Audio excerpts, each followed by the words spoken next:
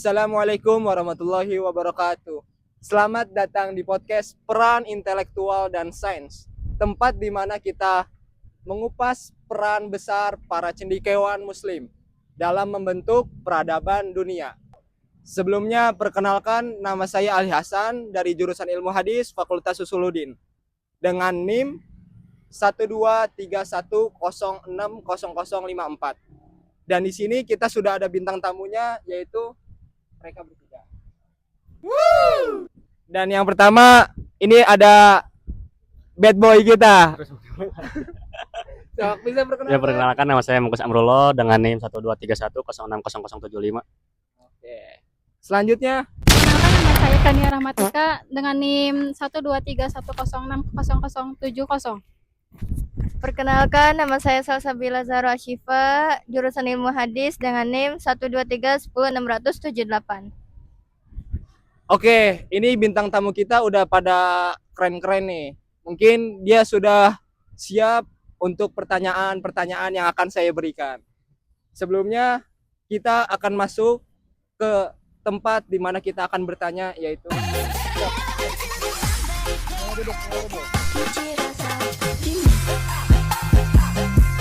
lanjut ke segmen yang pertama. Sebelumnya saya akan membahas tentang pada abad ke-8 hingga 13 Masehi ini. Dunia Islam mengalami apa yang disebut sebagai zaman keemasan Islam. Di masa ini, ilmu pengetahuan berkembang pesat, bukan hanya ilmu agama, tapi juga filsafat. Berbicara tentang filsafat ini juga, kita tidak bisa lepas dari tokoh-tokoh seperti Al-Farabi. Pertanyaannya, menurut kalian bertiga ini nih, siapa Al-Farabi dan apa kontribusinya terhadap filsafat Islam? Sebelumnya, saya akan berurutan satu persatu ya, dari Muklis sampai Salsabila. Dan yang pertama, mungkin dari pandangan Muklis ini, siapa Al-Farabi ini dan apa kontribusinya terhadap filsafat Islam? Al-Farabi, filsuf yang pertama. Kontribusinya tuh dia tuh karena dia tuh muridnya dari Aristoteles yang saya baca tuh. Dia tuh mempunyai memikirkan atau bukan ya? Gimana nih? Mendapatkan ilmu tentang filsafat, dokteran, dan lain-lain banyak lah ya, yang mengontribusi sampai sekarang, yang dimana membawa era Islam masa kemasan hingga sampai di titik emang terpakai semua gitu ya, semuanya. Itulah Al-Farabi, saking hebatnya gitu, hingga sampai sekarang juga terpakai. Jadi Al-Farabi ini yang membawa keemasan zaman sampai sekarang ini gitu ya. Selanjutnya kita akan bertanya bagaimana pendapat Saudari Kania tentang Al-Farabi ini. Saudari Kania, boleh dipersilahkan. Saya di sini akan membahas penjelasan yang selanjutnya, yaitu Tenang. Nggak usah terburu-buru, tenang aja, santai aja. Al-Farabi adalah seorang filsuf ilmuwan dan musisi muslim yang diakui setelah Aristoteles, yaitu guru kedua. Ia lahir di Parab, Kazakhstan pada tahun 872 Masehi, sekitar tahun 872 Masehi, dan memberikan kontribusi signifikan terhadap ilmu filsafat Yunani dan mensistemasikan filsafat Yunani, khususnya pemikiran Plato dan Aristoteles, ke dalam dunia Islam. Al-Farabi juga mengembangkan konsep infansi. Untuk menjelaskan bagaimana alam semesta terciptanya Tuhan, ia berpendapat bahwa Tuhan adalah wujud yang pertama. Darinya muncul wujud-wujud melalui proses pencarian. Jadi begitu. Jadi saudari Kania ini menyimpulkan bahwa Al-Farabi ini bagaimana gitu, kesimpulan yang padatnya gitu. Dia adalah seorang guru kedua dari Ya. Aristoteles, Nah, merupakan, dan dia dapat mengistimasikan banyak mengetahui ilmu filsafat Yunani dan sebagainya. dia mengetahui ilmu-ilmu filsafat dan Yunani dan sebagainya begitu. Itu Al-Farabi menurut Kania. Selanjutnya pandangan Al-Farabi menurut Salsabila Az-Zahra. Salsabila masih ingat pertanyaannya tadi? Masih. Masih. Sok boleh dijawab. Yang pertama itu metafisika dan epistemologi. Yang kedua itu filsafat politik. Ketiga itu psikolog. Keempat itu pengaruh Aristoteles, karya-karya Al-Farabi. Kesimpulannya, karya-karya Al-Farabi itu sangat menarik untuk masyarakat dan sangat menginspirasi lah. Jadi Al-Farabi ini sangat menginspirasi begitu ya. Dan bisa saya simpulkan, Al-Farabi adalah tokoh sentral dalam sejarah filsafat Islam yang dilihat dari berbagai sudut.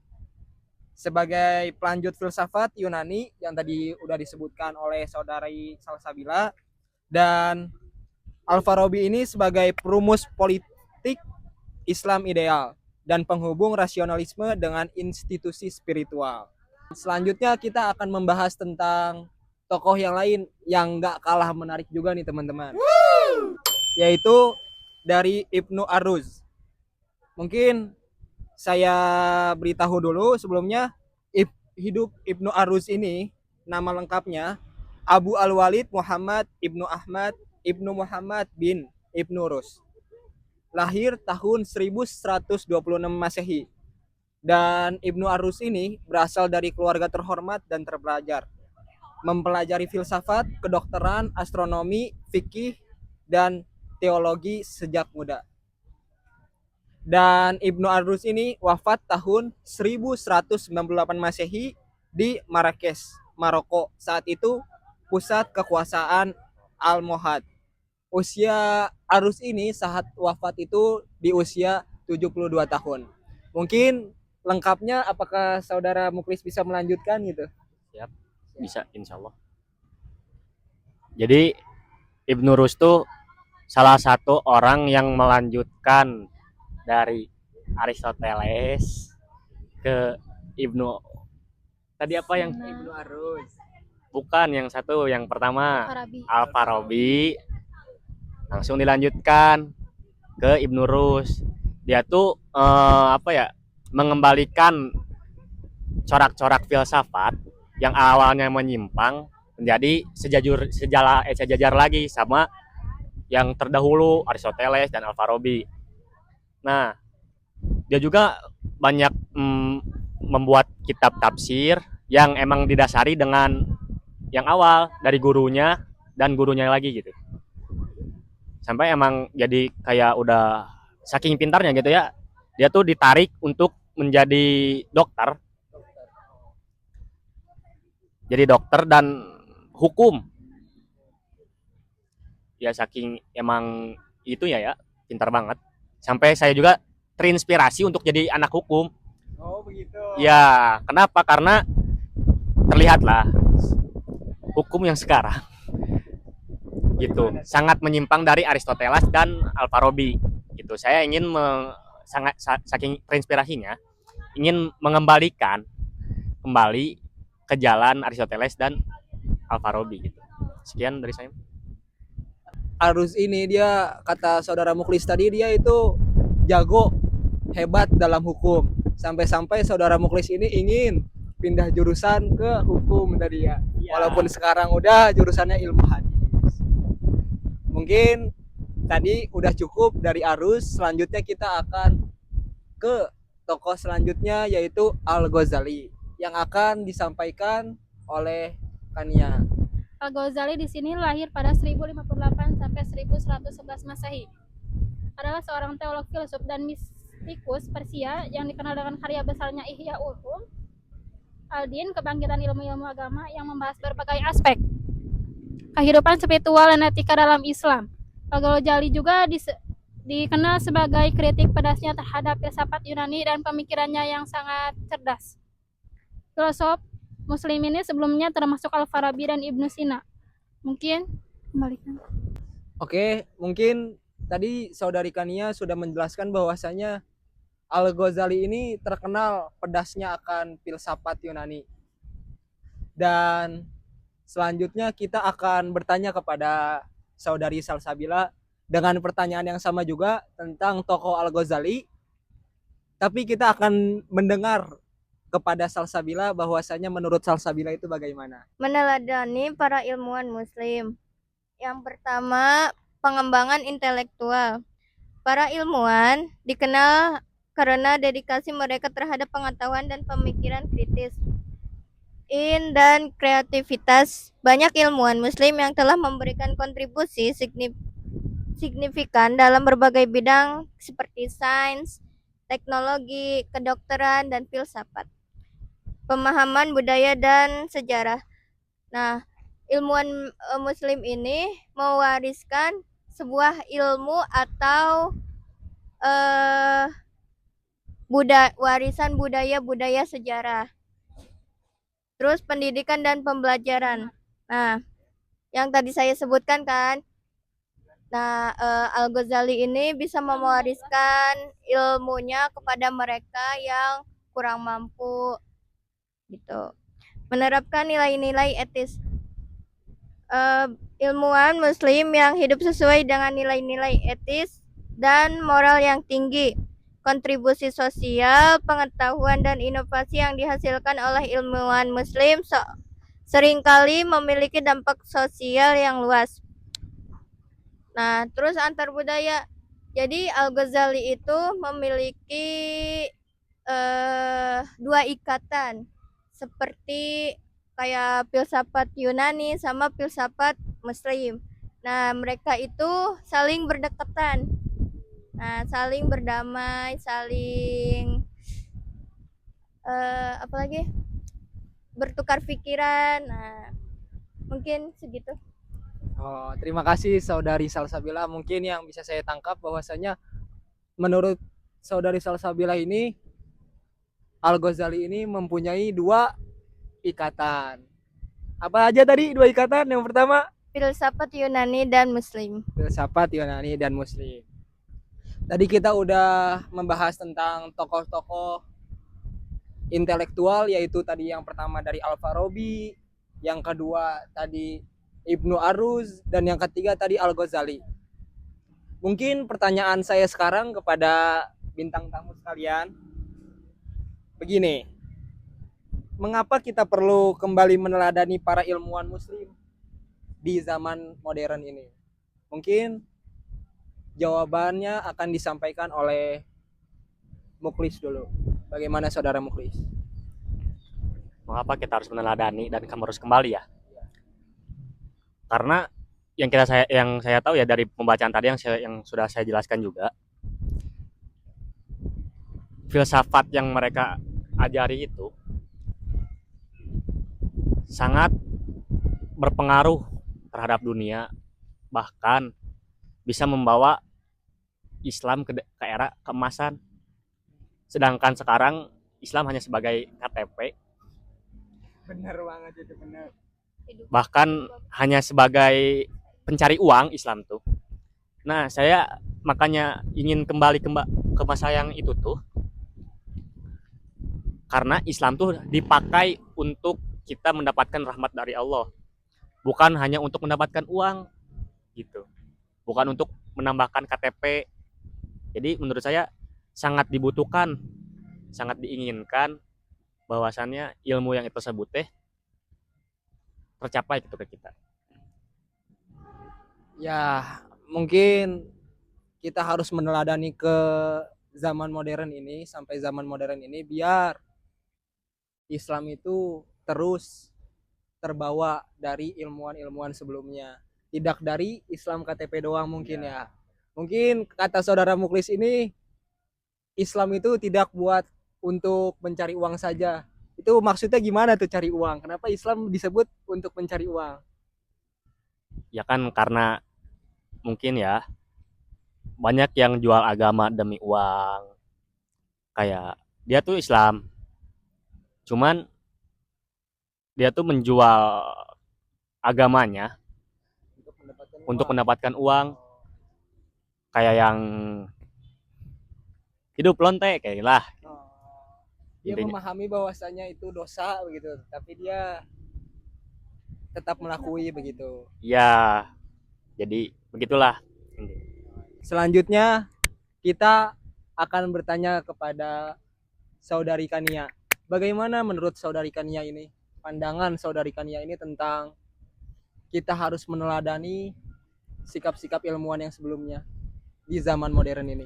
Oke, saya melanjutkannya. Pembahasan selanjutnya yaitu penerjemah karya klasik. Salah satu kontribusi besar ilmuwan muslim periode awal adalah penerjemahan karya klasik tersebut dari bahasa Yunani, Persia, dan India ke dalam bahasa Arab. Karya ini mencakup ilmu pengetahuan, filsafat, matematika, dan banyak lagi.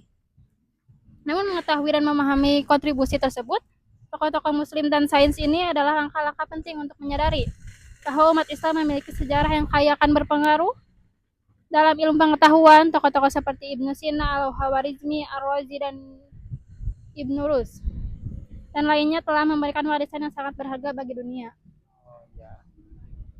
Jadi makanya kita harus meneladani, jadi kita harus menerima warisan-warisan dari sebelumnya yang udah disampaikan oleh para ilmuwan ya, agar kita bisa menaatinya kembali, mengerjakannya kembali, apa itu benar, apa itu salah. Jadi menurut Saudari Kania ini lebih banyak dampak positifnya atau dampak negatifnya? Positifnya, baiknya gitu. Baiknya untuk meneladani Ilmuwan-ilmuwan yang sebelumnya. Oke, itu mungkin dari jawaban Saudari Kania. Selanjutnya kita akan mau dengar nih dari jawaban Saudari Salsabila. Saudari Salsabila, bagaimana menurut Saudari Salsabila? Meneladani para ilmuwan. Tentunya kita harus inspirasi dan memotivasi ya. Terus kedua itu pengembangan ilmu pengetahuan dan berkelanjutan. Berpikir kreatif. Jadi sebisa mungkin kita tuh harus berpikir lebih keras lagi.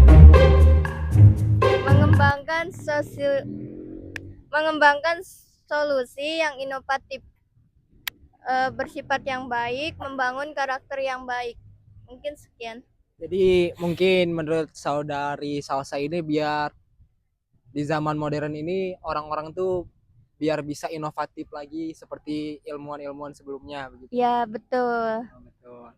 Mungkin tadi bintang tamu kita udah menjawab semuanya dan kita akan lanjut kepada hadis dan ayat Al-Qur'annya tentang peran intelektual dan sains ini. Selanjutnya kita akan sampaikan kepada Saudara Andrew yang ada di rumah. Baik, terima kasih kepada Bapak host yang telah memberikan waktunya untuk saya yang akan menjelaskan materi selanjutnya. Sebelumnya mohon maaf juga kepada teman-teman karena saya belum bisa mengikuti pengerjaan tugas video ini bersama-sama dikarenakan kondisi yang lagi kurang baik, kurang sehat.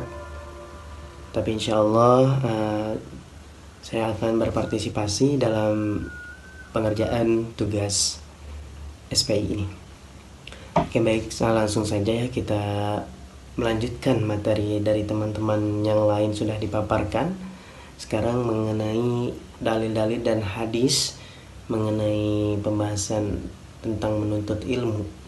Itu diantaranya ada surat Al-Mujadalah ayat 11 yang berbunyi Bismillahirrahmanirrahim. Ya ayyuhalladzina amanu idza qila lakum tafassahu fil majalis fafsahu yafsahillahu lakum wa idza qila anshuzu fanshuzu yarfa'illahu الذين آمنوا منكم والذين أوتوا العلم درجات والله بما تعملون خبير. Yang artinya, hai orang-orang yang beriman, apabila dikatakan kepadamu berlapang-lapanglah dalam majlis, maka lapangkanlah, niscaya Allah akan memberikan kelapangan untukmu. Dan apabila dikatakan berdirilah kamu, maka berdirilah, niscaya Allah akan meninggikan orang-orang yang beriman di antaramu dan orang-orang yang diberi ilmu pengetahuan beberapa derajat, dan Allah Maha mengetahui apa yang kamu kerjakan. Jadi dalil ini surat Al-Mujadalah ayat 11 membahas mengenai tentang ilmu. Adapun hadis yang menjelaskan tentang ilmu juga, yaitu thalabul ilmi faridatun ala kulli muslimin. Tuntutlah ilmu, faridatan itu wajib, ala kulli muslimin bagi setiap muslim. Nah, selanjutnya itu kita membahas mengenai faktor internal dari pembahasan yang sebelum-sebelumnya.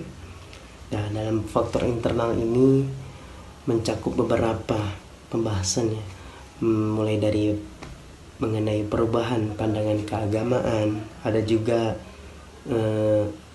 korupsi dan perebutan kekuasaan, dan juga kurangnya inovasi. Dan dari perubahan pandangan keagamaan ini muncullah pemikiran keagamaan yang lebih konservatif dan sempit. Nah, itu yang akan menghambat pengembangan ilmu pengetahuan. Ada juga mengenai korupsi dan perebutan kekuasaan antara dinasti dan hilangnya semangat keilmuan di kalangan penguasa, juga turut berkontribusi pada kemunduran. Dan juga ada mengenai kurangnya inovasi. Setelah masa keemasan terjadi stagnasi dalam pengembangan ilmu, ilmu pengetahuan dan juga teknologi. Sementara dunia barat sudah mulai menunjukkan kemajuannya, tapi ini masih masih terjadinya stagnasi dalam pengembangan ilmu pengetahuan dan juga teknologi. Nah, adapun faktor eksternalnya. Faktor eksternal ini dalam waktu serangan Mongol, penyerangan dan penghancuran Baghdad oleh bangsa Mongol pada tahun 1258 menjadi pukulan bagi peradaban Islam yang menghancurkan pusat-pusat keilmuan. Dari zamannya perang salib dan serangan bangsa Mongol ini memberikan tekanan besar terhadap dunia Islam dan juga mengganggu stabilitas politik dan juga ekonomi. Adapun dari kolonialisme, dalam era kolonialisme ini juga membawa dampak negatif bagi perkembangan ilmu di negara-negara Islam, karena sistem pendidikan barat ini lebih sekunder untuk diadopsinya. Jadi kesimpulan dari faktor internal tadi, yaitu faktor internal ini mempengaruhi kemunduran ilmu pengetahuan di dunia Islam yang meliputi perubahan pendanaan perdagangan keagamaan Islam yang konservatif, korupsi dan perebutan kekuasaan, kurangnya inovasi, serta faktor ekonomi yang kurang. Dan juga kesimpulan dari mengenai faktor eksternal tadi, faktor eksternal ini juga mempengaruhi perkembangan ilmu pengetahuan di dunia Islam, khususnya antara lain kayak serangan Mongol tadi, perang salib dan juga kolonialisme. Jadi ketiga faktor ini juga dalam eksternal memberikan tekanan besar pada stabilitas politik, ekonomi, dan sistem pendidikan Islam, sehingga menghambat perkembangan ilmu pengetahuan di dunia Islam khususnya. Mungkin itu saja yang dapat saya sampaikan mengenai materi tadi, dari mulai dari dalil, hadis, dan juga faktor internal dan juga eksternal ya. Cukup sekian, kami kembalikan lagi ke Bapak host yang terhormat. Sahabat ilmu, di tengah arus zaman yang serba cepat, kita juga harus menengok ke belakang, tapi bukan untuk mundur, tapi untuk melangkah lebih mantap ke depan. Mungkin sekian dari kita. Terima kasih telah mendengarkan. Tetap semangat mencari ilmu. Tetap berpikir kritis. Setiap langkah menjadi ibadah. Mungkin cukup sekian. Wassalamualaikum Assalamualaikum warahmatullahi warahmatullahi wabarakatuh. wabarakatuh.